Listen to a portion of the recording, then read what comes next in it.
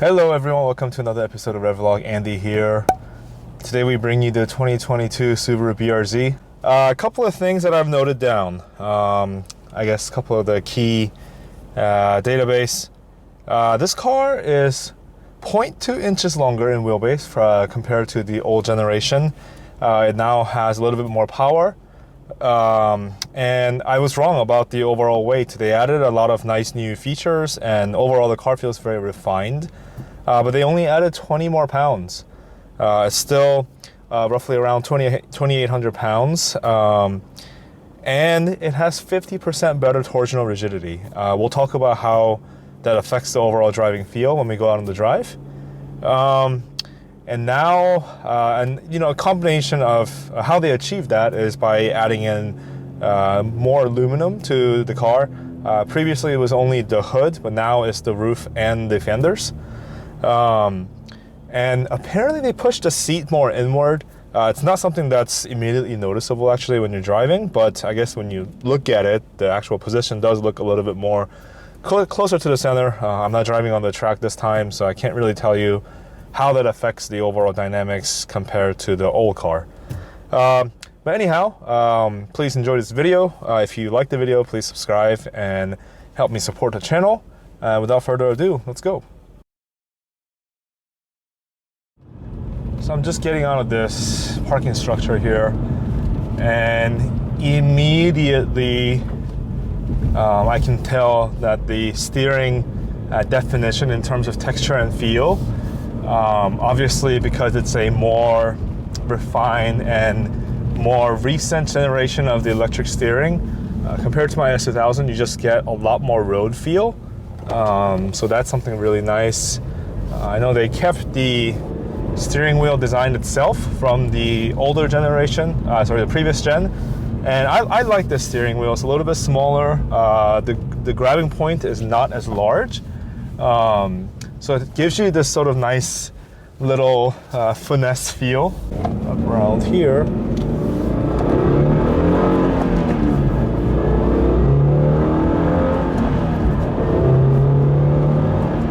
And the mid-range torque is immediately noticeable versus the old gen. Now this car definitely has a lot more usable power. Come around this bend. I think the traction control will probably kick in. Yeah, it fights a little bit here. We'll get on the freeway.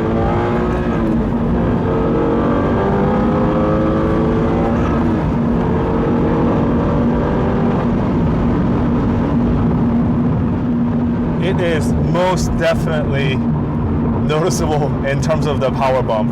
I saw Savage Goose's drag video where the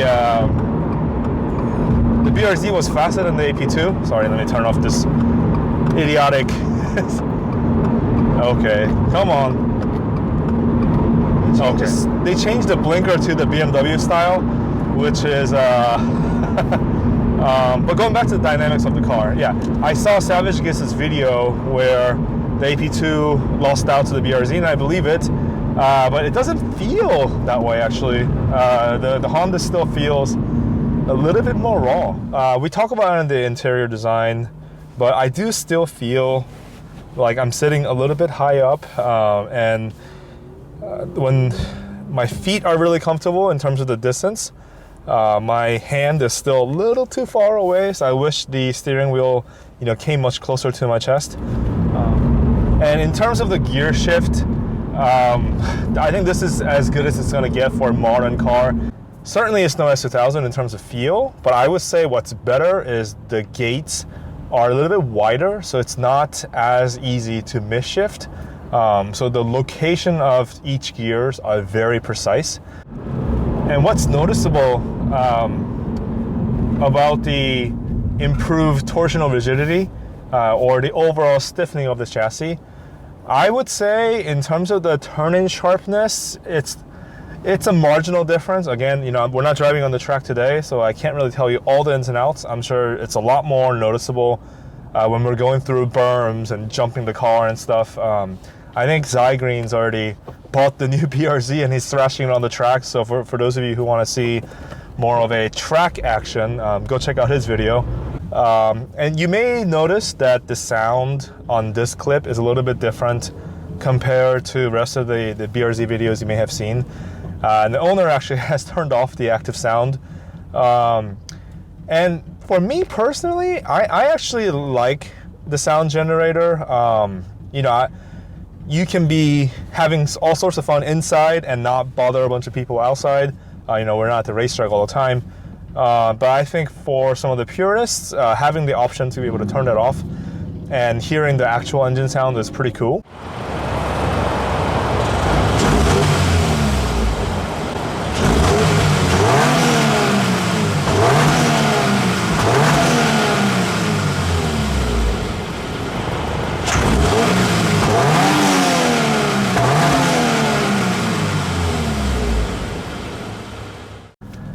Overall, obviously, for those of you who know, I like the car enough to have bought the first generation, modify the hell out of it, track it.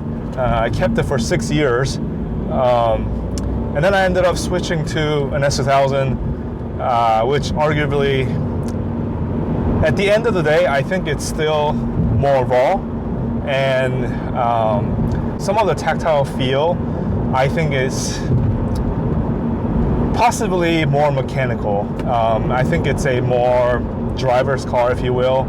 Obviously, the strong suit of this car, as we mentioned in the intro, is, honestly, you can drive this car every single day and you would not get tired.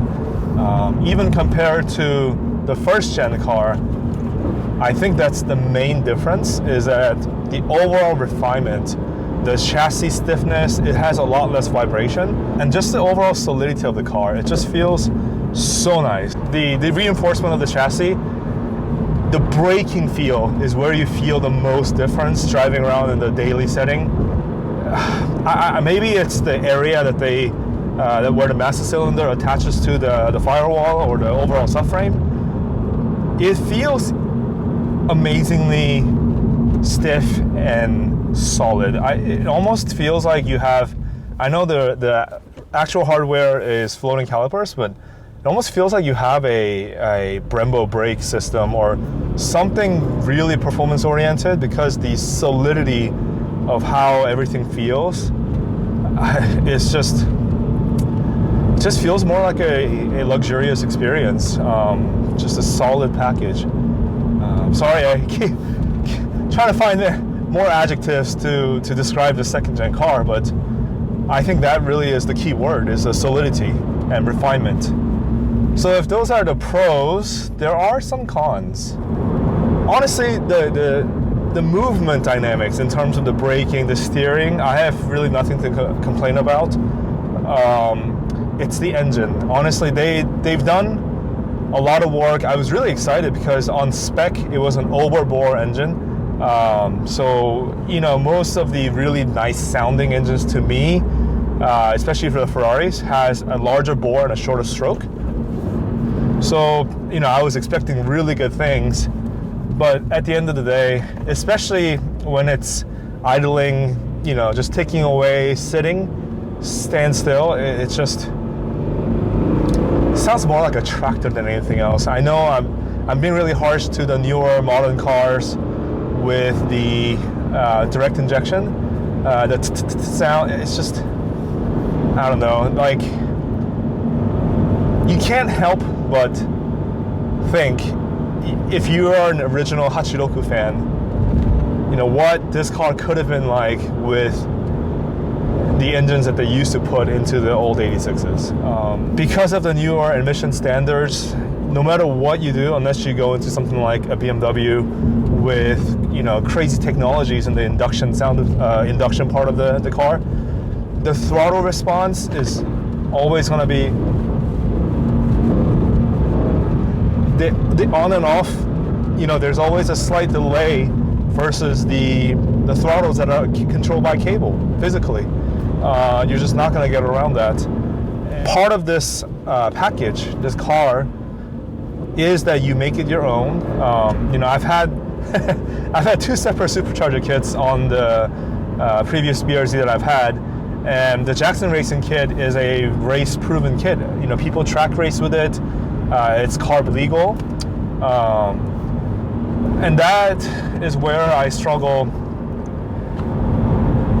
If the used car price was where it normally is, would you buy this brand new car for a slight power increase?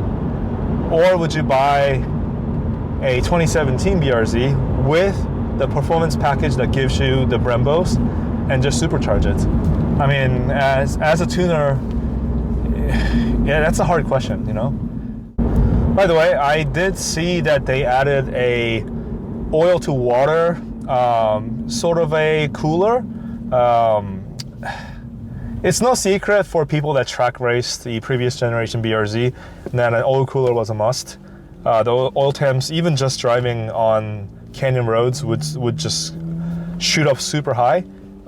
So I'm sure they've noticed that was something that needed to be worked. So apparently the Foresters came with that, and I think because the engine is shared with the larger cars from Subaru, they were able to add that in. And I don't know, how much more effective the cooling is. So we'll have to see. We'll have to wait and see until people, start to thrash this car more and more on the track. But that is a nice addition. In terms of the approachability though, sometimes I do miss the BRZ because the S6000 is so much about grip driving. The stakes are much higher once you lose the control of the car. But I remember the BRZ just being a lot more forgiving. So in that aspect, if you're someone that's just getting into high performance driving, this car is a very easy platform that you can drive with the purpose of grip or drift. For the price, I struggle to think of a more pure driving experience with all this tech and the weight. It's just the only thing that's going to beat this car out that can do the daily activities and be a driver's car is a used Porsche. It's a used 981s, the Caymans and the Boxsters. And that's pretty much it. Otherwise, again, you're gonna have to just go up in price. Oh, I should also tell you guys that the owner of this car, he actually had so he's coming from an S1000. Actually, sorry, let me back up. We both had BRZs, that's how we met initially. And then he went to an S1000. I kept driving his car on the track, and then I switched to an S1000.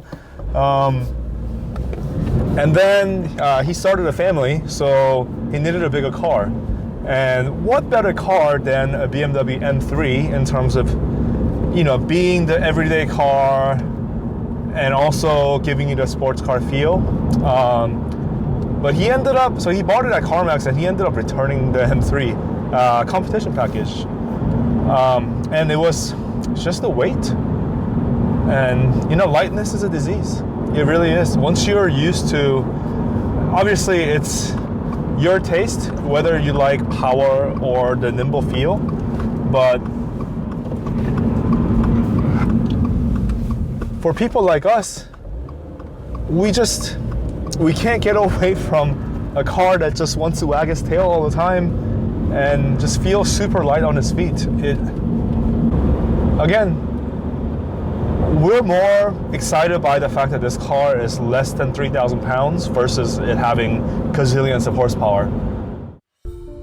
So it's been a while since the drive of the new BRZ, and I've had some time to think about the car. I asked myself these questions. What new car is manual, rear-wheel drive, can seat 4 people in a pinch, and then a dedicated sports car chassis that's not shared with other cars? And then at less than $35,000. Simple answer? Nothing. If these things I just listed are your priorities, go right ahead and buy one. Just don't pay the markup and ruin it for other enthusiasts if possible, please.